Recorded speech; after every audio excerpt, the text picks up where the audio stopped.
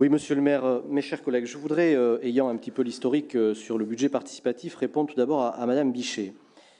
Pendant toute la mandature précédente, monsieur le maire et à l'époque madame Jamet nous ont dit « Vous déclarez une somme, vous n'inscrivez pas de ligne ».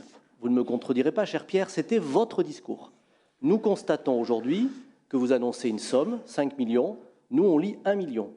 Où est le budget participatif? Et en fait, vous arrivez exactement à la même conclusion que nous.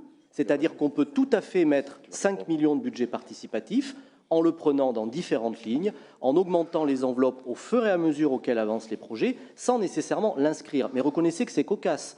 Vous ne nous croyiez pas vraiment à l'époque. C'est comme s'il n'existait pas ce budget participatif.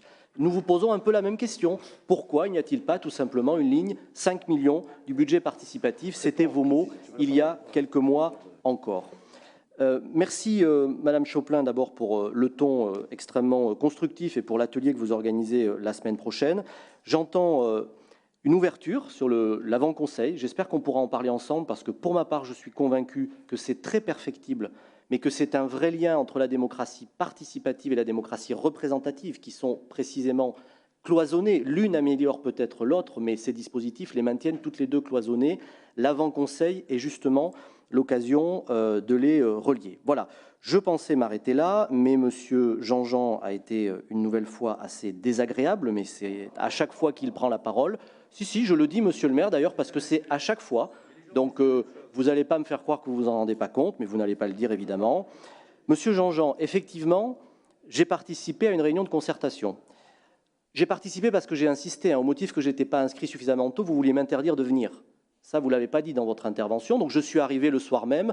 Évidemment, on m'a quand même laissé rentrer. Je n'ai pas pris la parole, non, parce que moi, j'étais venu pour écouter les habitants. En fait, je vous ai surtout écouté à vous, qui avez monopolisé la parole. Très bien, bon, et personne, d'ailleurs, n'en s'est plaint, ne s'en est plaint. Les gens étaient là pour vous écouter. Moi, j'ai écouté les concitoyens qui étaient présents, et je persiste et je signe.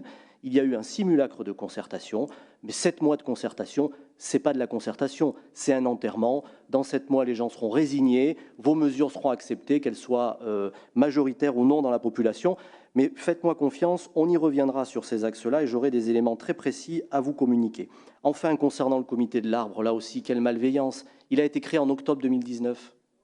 Octobre 2019. Alors évidemment, vous l'avez sans doute déjà réuni plus de fois que nous, mais il n'a pas duré tout le mandat, Monsieur Jean-Jean. Donc soyez un petit peu honnête dans votre présentation.